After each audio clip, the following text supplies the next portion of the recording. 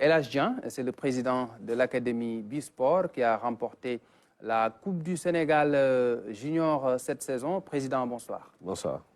J'ai un commentaire sur cette cérémonie avec l'équipe nationale des sourds qui vient de recevoir le drapeau national avant la participation à la prochaine Coupe du Monde.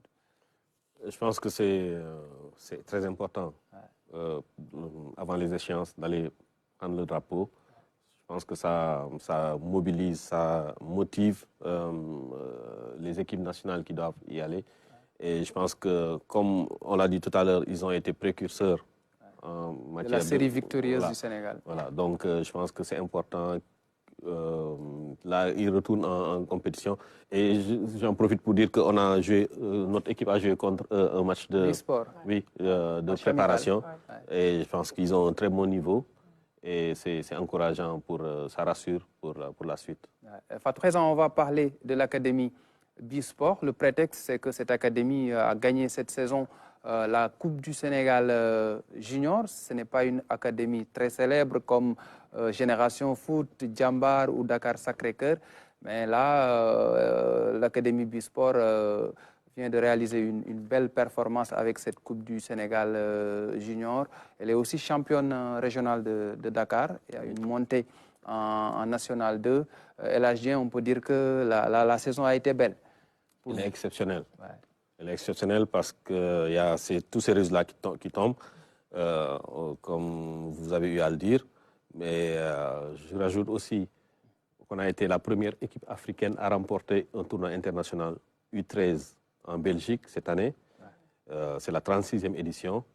On a remporté de haute volée cette compétition en ayant le titre, comment dire, on a eu le trophée de meilleur joueur et de meilleur buteur. Donc c'est vraiment une année exceptionnelle en termes de résultats. Et l'un de vos pensionnaires, Serigne Fallou Diouf, qui est maintenant parti du côté de Génération Foot, a permis peut-être à l'Académie d'être plus connu parce qu'il est champion d'Afrique U17. Pourquoi vous vous êtes lancé dans la formation? Quel est l'objectif que vous recherchez à travers la mise en place de cette académie-là? Je pense que moi, je suis passionné de foot. J'aurais aimé être un footballeur. Je pense que tous ceux qui ont créé des académies, soit c'est des anciens footballeurs ou des footballeurs qui ont raté la carrière de footballeur et qui veulent donner quelque chose à la jeunesse. Étant passionné de football, passionné du Sénégal, je me suis dit, moi, c'est vers ce secteur que je peux apporter quelque chose à mon pays.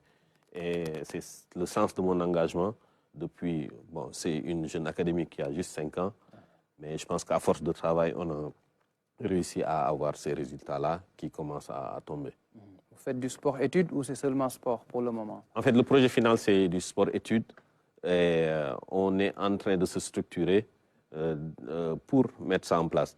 Donc, ce qui est important, et je pense que peut-être c'est un message que je peux donner aux autres sports qui sont dans le sport amateur, c'est d'avoir, le plus important pour moi, c'est d'abord avoir une vision, avoir une bonne organisation et à chercher les ressources, aussi bien ressources humaines que ressources financières. Aujourd'hui, dans le football moderne, il faut gérer les entités comme une entreprise, avec les mêmes fonctions de l'entreprise. C'est ça qui permet d'abord de se lancer et après, derrière, faire venir les partenaires et des appuis pour aller plus loin. Savané, vous avez une question pour El Hadj Dieng? La professionnalisation, voilà, c'est ce dont on parle. Je pense que ça, c'est le plus important. Mais aujourd'hui, on a vu une de vos recrues aller vers Génération Foot. Et ça dire également que vous serez des formateurs qui vont aussi amener des joueurs ailleurs, ou bien est-ce qu'on va aller voir grandir chez nous, pouvoir être performant au niveau local pour peut-être être dans l'équipe nationale A ou A'? Je pense que dans la configuration actuelle du football au Sénégal, l'essentiel des joueurs sont appelés à sortir parce que l'environnement, le manque de moyens fait que les talents vont aller monnayer leur talent ailleurs. Donc, ce qui fait que bon, tout le monde ne sera pas footballeur professionnel, mais les meilleurs vont sortir pour aller dans les championnats les plus huppés. Certains mettront un peu plus de temps et après la formation et iront dans les clubs de Ligue 1, mais avec toujours comme objectif d'aller dans les clubs européens, parce que c'est l'aspect financier qui fait qu'on ne peut pas retenir ces jeunes-là.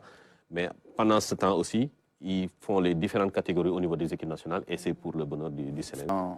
Dans un mois, l'Académie Bisport va évoluer en National 2. Quel sera l'objectif du club? Je pense qu'on a goûté à la montée. C'est pour dire qu'on va en National 2 et pas pour faire de la figuration. Vous voulez jouer les premiers rôles? C'est ça, je pense que c'est important.